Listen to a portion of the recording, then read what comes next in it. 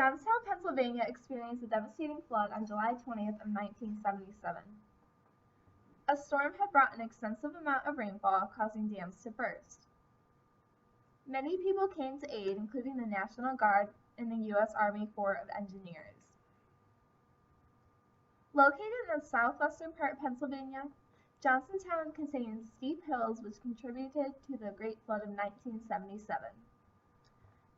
The Combahee River, a river that spans 70 miles in length and runs along the Appalachians in Pennsylvania, took part in this flood. The citizens of Johnstown settled along this river because of the abundance in limestone, natural gas, and coal. However, despite the close proximity to the shore, the risk of flooding did not affect the residents to relocate. The 1977 flood was not the first flood to occur in Johnstown. Johnstown experienced a flood on March 17, 1936, known as the St. Patrick's Day flood. On May 31, 1889, a destructive flood occurred, causing the deaths of 2,209 people. The cause of the 1977 flood was due to a severe thunderstorm.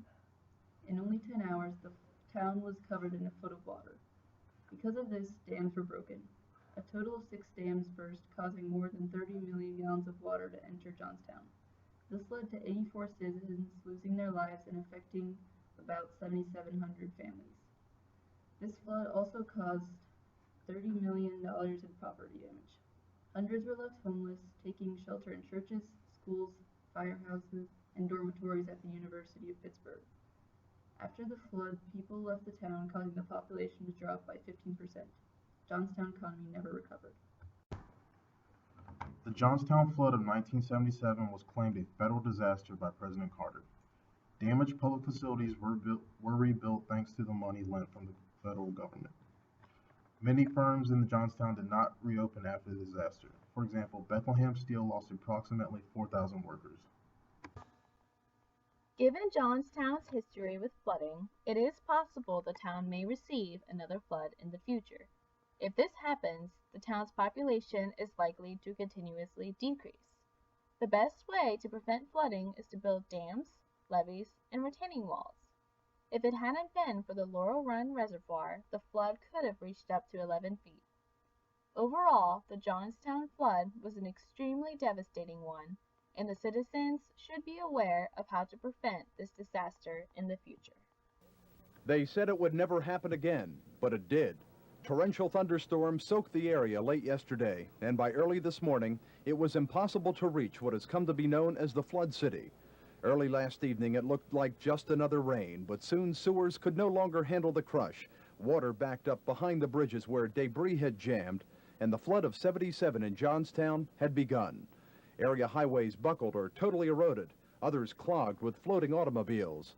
Firemen had to watch helplessly throughout the night as several homes and businesses burned to the ground, not for lack of water, but for a means to get to them.